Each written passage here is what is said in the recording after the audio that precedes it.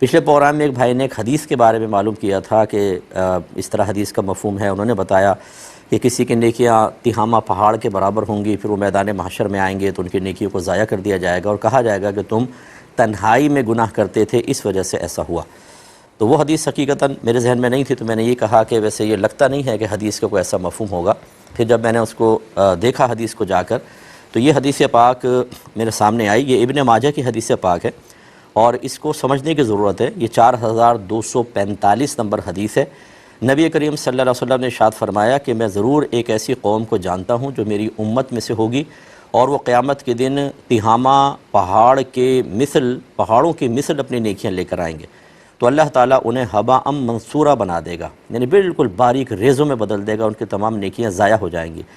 تو حضرت ثوبان اس کے راوی ہیں، وہ کہتے ہیں، انہوں نے کہا کہ اے اللہ کے رسول صفہم لنا، ان لوگوں کا وصف ہمیں بیان کریں، وہ کیسے لوگ ہوں گے. تو نبی کریم صلی اللہ علیہ وسلم نے اور کہا کہ آپ ہمیں بیان کر دیں ان کے بارے میں تاکہ ہم ان میں سے نہ ہو جائیں اور ہم پہلے جان جائیں ان کو. سرکار نے ارشاد فرمایا کہ بے شک وہ تمہارے بھائی ہوں گے اور تمہارے ہم قوم ہوں گے،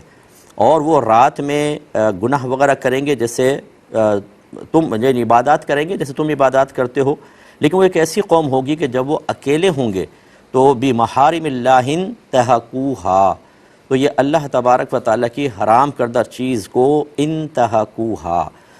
انہیں معمولی حقیر جانیں گے، ان کی بے عزتی کریں گے. انتہا کا ینتہکو معنی ہوتا ہے کسی کی بے آبروئی کرنا. جب اس کے بعد شے آتا ہے یعنی مفعول بھی آ جائے تو اس کا مفہوم ہوتا ہے کسی کی بے آبروئی کرنا، کسی کی تحقیر کرنا، کسی کا مذاق اڑانا، اس طرح کے مفاہیم میں آتا ہے، یعنی حقیر اور معمولی سمجھنا. اب اس سے یہ نتیجہ پھر یہ نکلے گا جب آپ اس کو سمجھیں گے، ورنہ یہ تو مطلب کئی صحیح حدیثوں میں ہے کہ آدمی اعلانیہ گناہ کرے، اس سے بہتر ہے کہ تنہائی میں گناہ کرے، اور تنہائی میں گناہ کرنے سے بہتر ہے کہ اللہ کا تقوی اختیار کرے اور گناہ نہ کرے.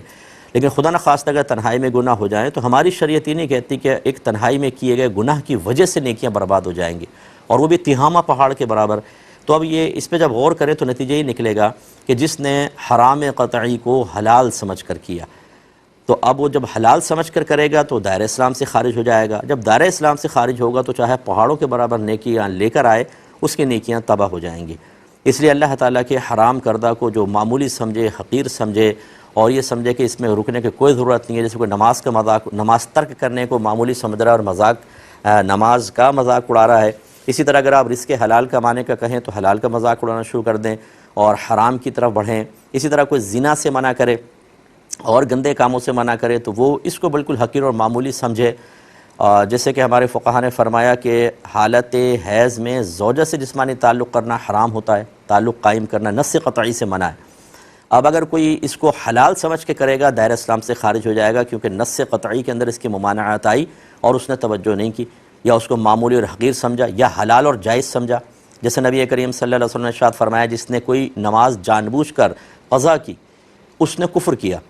تو بعض صحابہ ایسے تھے جو اس کو اس کے ظاہر پر رکھتے تھے، لیکن امام اعظم ابو حنیفہ رضی اللہ تعالیٰ عنہ اور بہت سارے دیگر صحابہ انہی کی پھر پیروی میں امام اعظم ابو حنیفہ رضی اللہ تعالیٰ عنہ نے اس کے دو مفہوم بیان فرمائے کہ یا تو یہ کفر اپنے حقیقی معنی میں نہیں ہے بلکہ ناشکری کے معنی میں ہے کہ کسی نے ایک بھی نماز قضا کی تو بہت بڑی ناشکری کی، اللہ تعالیٰ کی احسان کی بہت بڑی ناشکری.